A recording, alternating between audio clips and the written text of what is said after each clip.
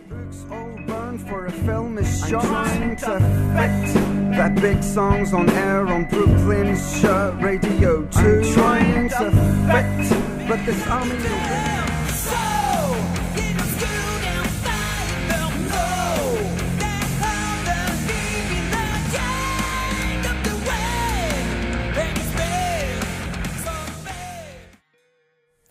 Bonjour et bienvenue sur le plateau LDV Média et E-Média du lycée Léonard de Vinci de Monistrol-sur-Loire.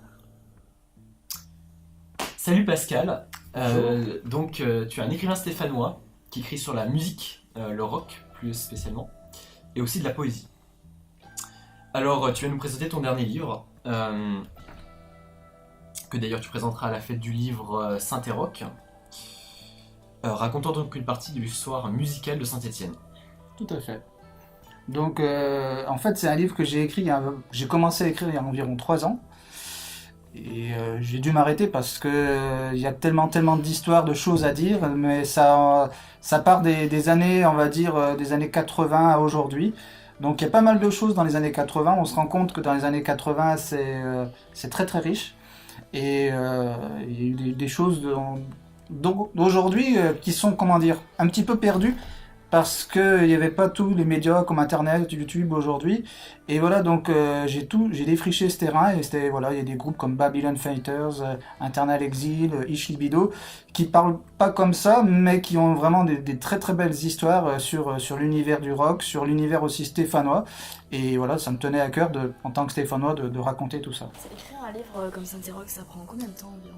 J'ai mis 3 ans, parce que c'est, comme je disais, à un moment donné, il faut s'arrêter. Donc il y a des groupes, il y a encore des tonnes d'autres groupes que j'aurais voulu, comme, alors c'est pas des noms qui vont parler, mais comme il y avait Single Track, il y avait Night Shift, voilà, c'est tous des groupes qui sont dans les années 80, même dans les années 90, il y a encore plein de groupes, mais voilà, après voilà, écrire un livre, il faut, voilà, à un moment donné, il faut s'arrêter, il faut que ça sorte, il faut que t'as envie d'avoir l'objet en fait dans les mains, donc du coup, je me suis forcé à arrêter parce que sinon, c'est vrai que Saint-Étienne, il y a une vraie richesse et on se rend pas compte comme ça parce que c'est vrai que c'est une ville qui fait penser d'abord au foot et aussi c'est une ville qui a un côté très minier, ouvrier, et on se rend pas compte qu'il y a vraiment une telle richesse dans la ville. Il y a 200 groupes de rock affiliés rock, ce qui est énorme. Et donc voilà, donc à un moment donné, voilà, le but c'était de raconter, voilà, des histoires, de montrer aussi les imbrications en fait entre les différentes époques. Par exemple, dans les années 80, entre guillemets, c'est un gros mot, mais on ne consommait pas la musique comme aujourd'hui. Il y avait par exemple le CD, il y avait des choses comme ça. Aujourd'hui, voilà, la musique complètement dématérialisée, c'est par Internet. Et avant aussi, les jeunes peut-être sortaient plus, ils allaient plus au contact des groupes. Il y avait un côté solidaire. Voilà, aujourd'hui, c'est peut-être plus une découverte où c'est pas il y a pas le même engagement social, il y a pas le même voilà, donc mais pour revenir, voilà, donc à la question, donc à un moment donné, voilà, donc il faut surtout que, voilà, j'écris sur plusieurs livres, donc du coup à un moment donné je me dis, voilà, il faut que tu t'arrêtes, donc je me suis entre guillemets forcé à m'arrêter, mais c'est vrai que c'est tellement super de plus tu creuses, plus tu trouves des choses importantes et super à raconter, mais voilà, donc à un moment donné il faut se dire stop, quoi. Donc c'est ce que j'ai essayé de faire. Alors revenons à Saint-et-Roch. Saint-Étienne, c'est aujourd'hui plus de 200 groupes de rock et de styles approchants. Comment t'as fait pour choisir ceux qui allaient dans ton livre ? Alors, c'est pas évident. Donc, après, il y a déjà tes propres connaissances. Tu sais que voilà, il y a tel groupe comme par exemple les Babylon Fighters, qui étaient un groupe vraiment référence dans les années 80. T'as les Babylon Circus. Donc, marrant parce qu'il y a 2 Babylon. Donc, t'as Babylon Circus qui est plus dans les années 90. Et aujourd'hui, c'est des groupes voilà, référence. Et après, à force de côtoyer du monde aussi, tu sais par le bouche à oreille qu'est-ce qui a marché, qu'est-ce qui n'a pas marché, quelles sont les histoires. C'est aussi pour ça d'ailleurs que j'ai fait ce livre, c'est parce que beaucoup de gens me racontaient un petit peu toutes ces anecdotes. Et à un moment donné, je me dis c'est bête parce qu'un jour, les gens ne seront plus là. Et c'est bien d'avoir ça dans un livre, comme ça permet voilà, ça reste dans une bibliothèque partout, quoi. Donc, et il y a des histoires comme ça qui te reviennent forcément parce que tu prends l'histoire d'un groupe comme Ich Libido. En fait, c'était un groupe qui avait sorti des 45 tours et dont en fait la fin, le chanteur il est mort en faisant une course de voiture derrière Centre 2. Et un truc un peu à la James Dean. Et donc il s'est pris un poteau et il est mort sur le coup. Et donc du coup c'est vrai que ça a marqué les gens et beaucoup me disaient ouais, Ich Libido en plus voilà il est mort, etc. Donc il y a des histoires aussi qui reviennent par rapport à certaines anecdotes. Et puis après il y a des groupes que je connais, voilà, parce que c'est vrai que ça fait un petit bout de temps que je traîne dans cette scène rock, quoi. Mais voilà, donc après t'arrives à dégager certains groupes, quoi. Mais c'est vrai que voilà, l'histoire j'en reviens de Babylon Fighters, c'est vraiment l'histoire, on va dire, importante parce que il y a les labels Kronstadt qui est un label qui a sorti beaucoup de choses en France et surtout, comment dire, il y avait un magasin de disques qui s'appelait Blue Note, qui était le QG à Saint-Étienne dans les années 80 où tous les groupes, enfin plein de personnes se rencontraient, ils ont formé des groupes. Il y a eu le bar le Mistral qui était un bar aussi dans les années 80-90 qui était là où tous les groupes passaient.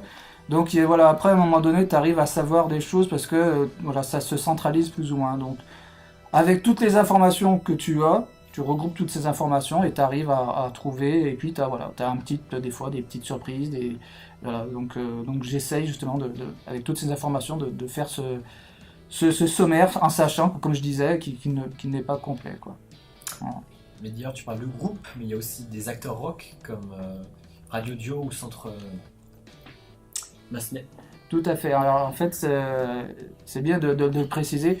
C'est vrai que les Radio Dio, ou le Centre Massenet, ça fait partie de cette culture stéphanoise. Donc Radio Dio existe depuis, je sais plus, depuis bien presque une trentaine d'années, je crois.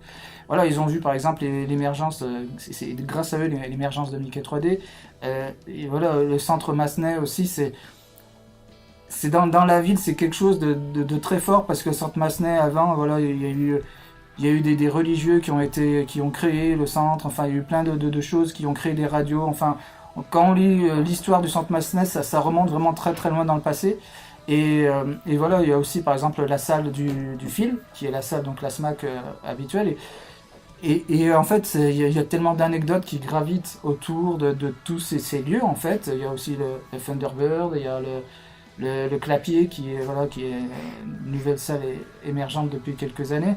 Donc voilà, tous ces lieux ont une âme et ont une histoire et des imbrications sociales et culturelles donc dans la ville, et c'est pour ça aussi qu'il était important d'en parler. Et pour en revenir par exemple au Centre Massenet, c'est des gens, on a beaucoup voilà, qui comment dire, c'est important, ils forment des musiciens, ils créent des groupes, il y a une émulation dans ce centre qui est vraiment intéressante à voir. Il y a un petit côté un petit peu, voilà, c'est pareil, c'est un truc qui commence à dater, mais un petit côté fame c'était un endroit où il y avait beaucoup de disciplines artistiques et je trouve que c'est vraiment très enrichissant du point de vue musical, mais aussi personnel et humain, et donc c'est important aussi d'en parler dans le livre. Oui, d'ailleurs, enfin, la littérature, ça vient d'où? Parce que c'est pas un truc comme ça, quoi. Alors la littérature, là, c'est encore autre chose. Ça vient de l'adolescence. Donc moi, je suis né au Chambon-Faugerolles, qui est juste à côté de Saint-Étienne. Et c'est vrai que, on va dire que l'adolescence, des fois, c'est pas forcément ce qu'on voudrait. Donc des fois, il y a des adolescences un peu merdiques. Et donc du coup, j'ai commencé par écrire des poèmes.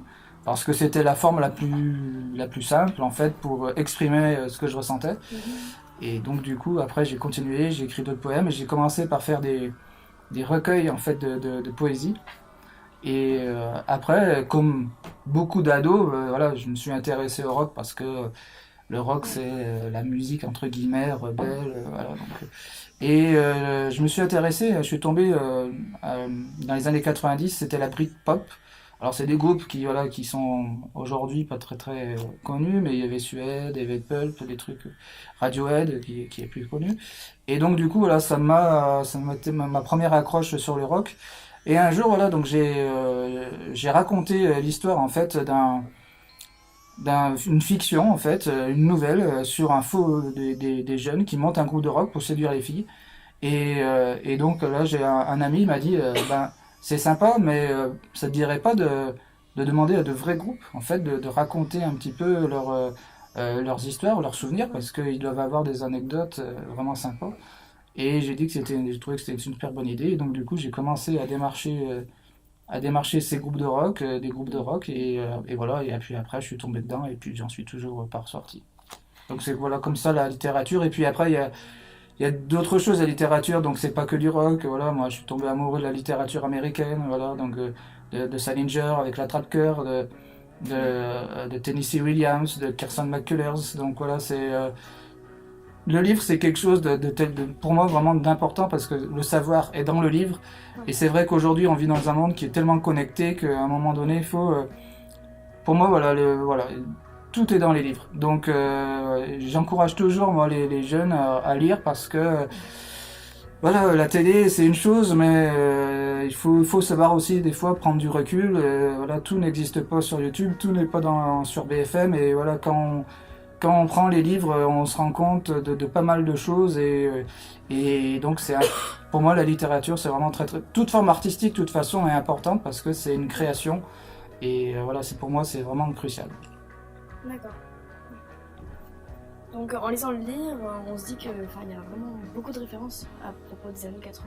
Est-ce que c'est vraiment l'époque d'or du rock à Saint-Étienne? Après je sais pas si on peut dire que c'était l'époque d'or mais c'est dur parce que déjà j'étais enfant des années 80.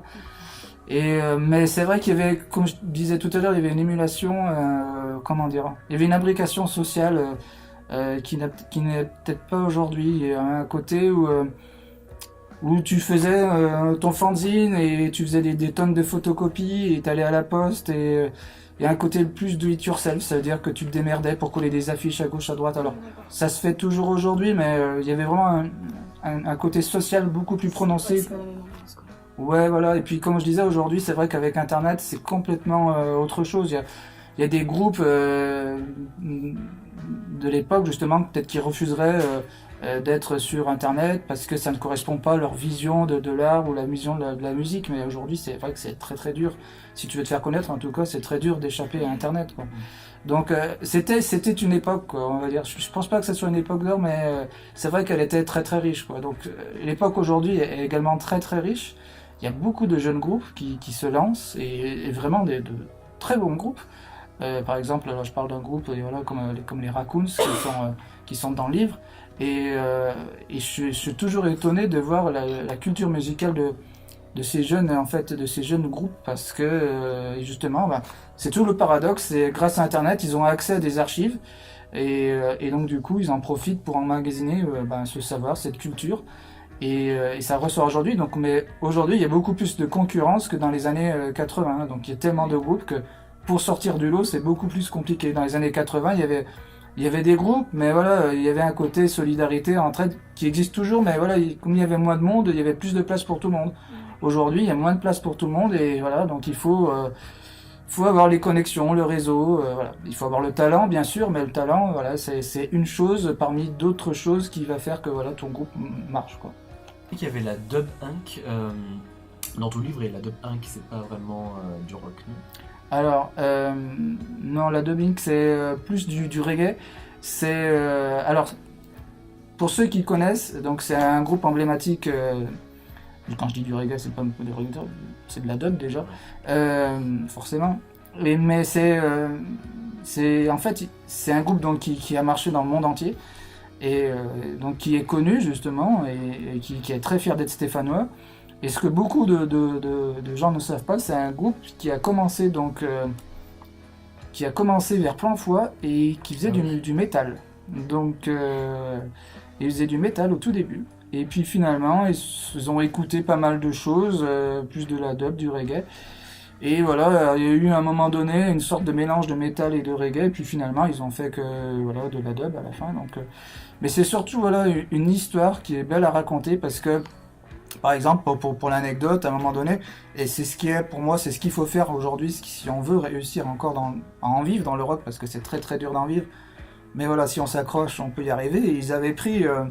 c'est marrant parce qu'ils avaient pris une voiture ou je sais plus quoi, un petit bus, et donc ils étaient partis sur les routes d'Ardèche Et ils s'arrêtaient à chaque fois, en fait, qui trouvaient un bar ou un lieu où jouer et ils proposaient leur service. Et donc c'est marrant, donc pour l'anecdote, le batteur, en fait, il me racontait que pour faire sérieux, donc ils étaient jeunes, hein, ils avaient 20 ans, ils n'avaient pas tous les codes, et pour faire sérieux, ils prenaient une mallette noire, et sauf qu'il n'y avait absolument rien dans la mallette, et donc c'était juste pour un attaché case, pour faire sérieux, professionnel. Et donc ils ont fait toutes les routes d'Ardèche comme ça, et ils sont arrêtés un petit peu partout, et je trouve que c'est très formateur, parce que non seulement ça te fait jouer, mais en plus ça te permet de rencontrer des gens, ton réseau, et puis voilà, et ça te permet aussi de voir la vie en groupe, comment ça se passe, parce que le plus dur aujourd'hui dans un groupe, c'est de durer, c'est-à-dire que voilà, donc il faut durer, c'est-à-dire il y a les égos, des fois on se prend la tête avec les potes, la question financière, des fois on n'a pas de thunes, la fatigue, il y a les filles. Donc c'est vrai qu'aujourd'hui, pour qu'un groupe vraiment il reste ensemble soudé, c'est très compliqué et il n'y a rien de tel que partir sur la route pour voir justement comment on peut vivre ensemble. Est-ce que ça marche? Parce que certaines fois, il y en a, ils s'entendent pas pour X raisons et donc du coup, il y en a, ils préfèrent partir, quoi. Donc on va dire, c'est vraiment très très formateur de partir sur la route. Donc c'est quelque chose que moi je conseille vraiment à tous les groupes parce que ça permet d'apprendre, d'emmagasiner de l'expérience. Je crois qu'il y a un groupe OTH, mais qui ne vient pas vraiment de Saint-Étienne, qui viendrait plus de Montpellier. Ouais. Alors c'est la petite exception parce que en fait tous les groupes en fait dans le livre sont de Saint-Étienne intramuros et je me suis dit alors forcément entre nous on va plus se dire des compliments voilà, donc et je me suis dit ça serait bien d'avoir aussi quand même le point de vue d'un groupe extérieur. Et qu'est-ce qu'ils pensent de Saint-Étienne? Voilà. Et donc, pourquoi OTH? Parce que c'est un groupe qui a beaucoup de liens avec Saint-Étienne, justement. C'est un groupe qui a enregistré l'un de leurs albums, donc, alors pareil, on retourne dans les années 80, c'est qui a enregistré un de leurs albums à la maison, j'ai mangé dans la maison de la culture à Saint-Étienne. Ouais. Et voilà, c'était un album live qui s'appelait Cœur et Cuir. Donc ils l'ont fait à Saint-Étienne. Voilà, il y a eu après OTH s'est transformé, le groupe est devenu Les Naufragés. Et voilà, donc dans Les Naufragés, il y a Fanfan qui est l'accordéoniste, qui est ici, qui a vécu, enfin qui est à Saint-Étienne. Et il y a beaucoup de choses qui les relient à Saint-Étienne. Ils ont joué très souvent à Saint-Étienne. Et c'est marrant d'ailleurs parce que ces groupes-là, comme OTH ou Parabellum, et les Berus aussi, ils ont joué à l'époque à la Bourse du Travail parce qu'on pouvait faire des concerts à la Bourse du Travail. Et tous ces groupes ont inspiré, il y a eu la Mano Negra aussi, et tous ces groupes ont inspiré les jeunes qui y allaient. Et ils se sont dit, moi aussi je vais me lancer dans un groupe ou alors monter une association, comme Avataria aussi dont je parle, donc qui est aujourd'hui un festival. Et donc c'est marrant. Donc voilà, donc OTH, ils avaient beaucoup de connexion avec Saint-Étienne et c'est pour ça donc du coup qu'ils sont en livre et j'ai interviewé le chanteur qui s'appelle Spi et donc donc il raconte un petit peu lui les anecdotes par rapport à Saint-Étienne et le point de vue extérieur que peut avoir un groupe de province sur Saint-Étienne, quoi. Quelle est l'image que Saint-Étienne dégage à l'extérieur.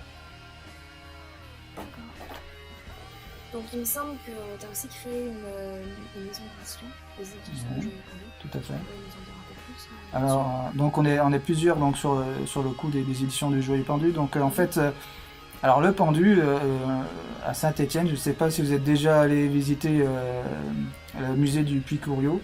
Il y a la première salle en fait avec des vêtements tout en haut. Ouais. Et donc c'est les vestiaires en fait, c'était là où ils se changeaient en fait. Les mineurs, et donc ils mettaient leurs vêtements de tous les jours tout en haut pour éviter que la poussière en fait ne salisse ces vêtements. Donc voilà, c'est une sorte de comme nous on aime beaucoup Saint-Étienne, c'est une sorte de clin d'œil quoi. Voilà, donc à la salle des Pendus, puis le côté joyeux pour pas faire non plus trop macabre, trop lugubre. Et donc voilà, donc oui, on a sorti pas mal de livres, donc dont celui-ci là, donc qui est justement connecté donc avec OTH parce que c'est l'autobiographie de Spi, donc qui est le chanteur dont je parlais tout à l'heure. Et voilà, donc on en est très fiers parce que c'est 40 ans de rock en France et il raconte un petit peu ses expériences et Et c'est intéressant parce que voilà, comme toujours, on voit l'évolution aussi à travers les décennies. Et surtout, en fait, lui, donc, il a joué dans beaucoup de groupes, il a fait beaucoup de choses différentes.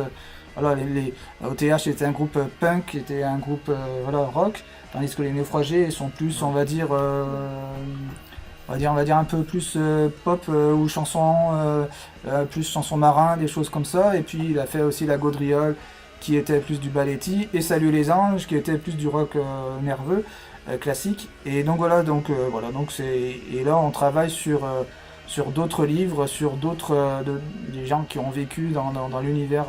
Alors c'est vrai que voilà, on reste encore dans les années 80, je pense on va sortir quelque chose sur encore les années 80. Mais voilà, donc du coup, nous, c'est notre... on aime beaucoup ça, de parler de la musique. Et, après, on est ouvert sur tous les arts.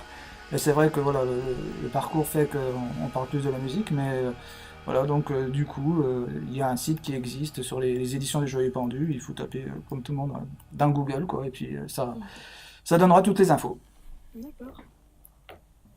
Et donc pour finir, je suppose qu'il y a bien une ou deux anecdotes un peu croustillantes qu'on peut raconter. Dans Saint-Roch, j'en ai déjà dit pas mal. Après, non, comme ça.